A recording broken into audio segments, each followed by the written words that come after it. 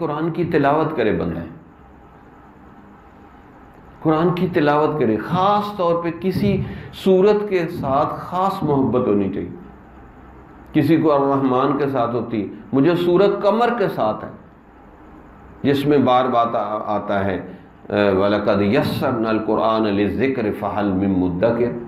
پورے قرآن کا خلاصہ اس سورت کے اندر ہے کہ جتنے بڑے بڑے واقعات ہیں نا، نوح علیہ السلام کے واقعات سورہ اعراف میں 2 رکوع میں اور یہاں 2-3 آیات میں، یہ اللہ کا ہی کام ہے. یعنی 2 رکوع کا واقعہ 2-3 آیت میں بیان کر دیا. کوئی کر سکتا ہے؟ یعنی بڑے بڑے انبیاء کے واقعات سورہ قمر میں اللہ نے اسی طرح بیان کی. یہ بڑے بڑے واقعات کا خلاصہ ہے اس میں.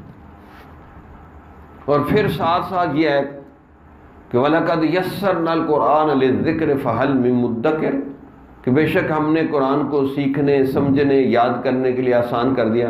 کوئی ہے یاد کرنے والا، کوئی ہے سیکھنے والا، کوئی ہے سمجھنے والا؟ چیلنج کر رہے ہیں اللہ تعالیٰ. چلو سورہ قمر ہی یاد کر لو یار، اس کو ہی پڑھتے رہو، اس سے دل ہل جاتے.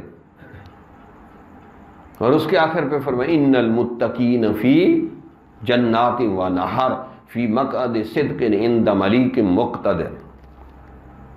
کہ تقوی والوں کی کیا بات ہوگی، وہ اللہ کے پڑوس میں جگہ ملے گی ان کو. تو کوئی نہ کوئی صورت کے ساتھ تو عاشقانہ والہانہ محبت ہونی چاہیے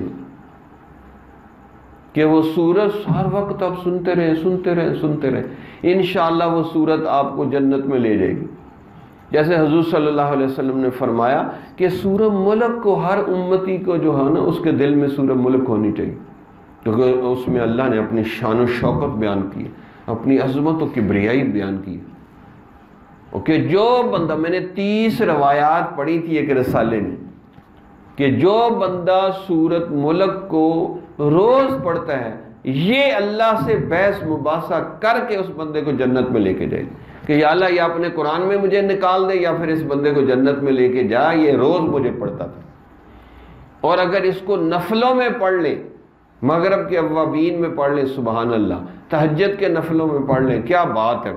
پھر تو انتہا درجے کی برکت ہو جائے گی. ویسے پڑھیں تو بھی ٹھیک ہے، لیکن اگر نفلوں میں پڑھیں تو زیادہ افضل ہوتی. تو یہ بخشش کا طریقہ ہے کہ سورہ ملک کو پابندی سے پڑھیں. اسی طرح حدیث شریف میں فرمایا کہ جو بندہ فرضوں کے بعد آیت الکرسی پڑھتا ہے تو موت کے علاوہ کوئی چیز اس کو جنت میں جانے سے نہیں روک سکتی. تو فرضوں کے بعد جلدی سے آیت الکرسی پڑھ لیں. اسی طرح تسبیحات فاطمی پڑھ لیں، 33 دفعہ سبحان اللہ، الحمدللہ 34 دفعہ اللہ اکبر. اس سے نماز کی کمی کوتاہی بھی دور ہو جاتی ہے. اور حضرت مولانا عبداللہ بریلوی فرماتے تھے جو بندہ نماز نہیں پڑھتا تسبیحات فاطمی پڑھے تو وہ نمازی بن جائے گا. جو بندہ نماز پڑھتا ہے اور تسبیحات فاطمی پڑھے تو وہ تہجد گزار بن جائے گا. جو بندہ نماز پڑھتا ہے، تسبیحات فاطمی پڑھتا ہے، تہجد بھی پڑھتا ہے، اللہ اس کو اپنے اولیاء اللہ میں شامل کر لے. پابندی سے کریں. اسی طریقے سے جنت میں جانے کا آسان طریقہ السلام علیکم کثرت سے کہیں. جو آئے السلام علیکم، عبادت سمجھ کے. اب روز 50 بندوں کو کہیں 500 نیکیاں، 1 سال کی، 20 سال کی، 50 سال کی کتنی نیکیاں ہوں گی. لیکن فکر نہیں نا کوئی بخشش کی، اس لیے ہم السلام علیکم بھی نہیں کہتے. کتنا زور لگتا ہے بھائی. اگر بخشش کی فکر ہو نا تو بندہ بہت سی نیکیاں اکٹھی کرتا ہے. بھی السلام علیکم کی نیکیاں، نماز کی، استغفار کی، درود شریف کی، تلاوت کی، تو وہ تو پھر لگا ہی رہتا ہے لگا ہی رہتا ہے. پھر اسی طرح گناہ چھوڑ دے. مثلا غیبت چھوڑنے کے لیے سورہ ہمزہ زیادہ پڑھے، ویل لکل ہمزۃ لمزہ، غیبت چھوڑ دے. جمال الوجود بذکر الإله وتصفو الحياة بنور هدى.